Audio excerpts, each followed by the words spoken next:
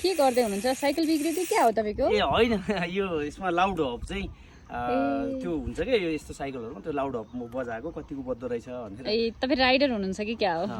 Rider Narayan छ मेरो टिकटकमा, युट्युबमा पनि राइडर नारायण नै छ। हजुर। अलिअलि साइक्लिङ गर्छु। ए त्यही त कस्तो राम्रो साइकल चढ्नु भएको रहेछ। कति पर्छ यो साइकललाई? भन्यो भने मान्छेले विश्वासै गर्दैनन्। यो चाहिँ हजुरको 5.5 लाख, 5,50,000। ए त्यति महँगो साइकल हामीले त चढ्नै सक्दैन मलाई। होइन अब यस्तो हो तपाईँको कसरी चढ्ने भन्ने हुन्छ साइकल पनि। हजुर। अब साइकल 5.5 लाखको चढ्न नसक्ने भन्ने होइन। अब एकैचोटि पेमेन्ट 5.5 लाखै तिरेर चढ्ने हो भने चाहिँ अलिक गाह्रै हुन्छ हरेक मान्छेलाई।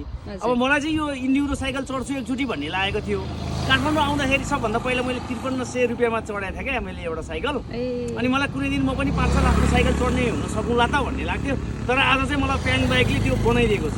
किनभने मैले जम्मा मसँग 20,000 रुपियाँ मात्रै क्यास थियो। मैले नर्मल्ली अब 5300 को ठाउँमा 15-20 हजारको साइकल चढाउँला भन्ने हिसाबले गएको। अनि उहाँहरूले चाहिँ ब्याङ्किङ इन्स्टलमेन्टमा 4-5 लाखको साइकल 20,000 लिएर गएपछि उहाँले त्यो ब्याङ्किङ इन्स्टलमेन्ट सिस्टमबाट चाहिँ 20,000मै ल्याउन पाइने रहेछ। अनि मैले नि त्यही 20,000 पेमेन्ट गरेँ स्टार्टिङमा। अनि तिरेर अनि पर मन्थ त्यही हिसाबले ब्याङ्किङ इन्स्टलमेन्टले कति हामीलाई तिर्नुपर्ने हुन्छ त्यही अनुसार तिरेर अनि यो साइकल चाहिँ मैले चढेको। लगभग अहिले यसको मैले सबै मन्थली पेमेन्ट गर्दै गएर क्लियर बनाइसकेँ। ए भनेपछि हामीलाई आफ्नो इच्छा अनुसार साइकल चढ्नलाई जे होस् धेरै पैसा बोकेर जानु परेन। परेन तपाईँको महँगो साइकल। अब सस्तो साइकललाई त धेरै बजेटै चाहिएन। अनि महँगो बजेटको साइकल किन्नलाई चाहिँ अब प्याङ्क बाइक निर्वाचन आएको ठ्याक्कै अगाडि जमल कान्ति पथमा छ।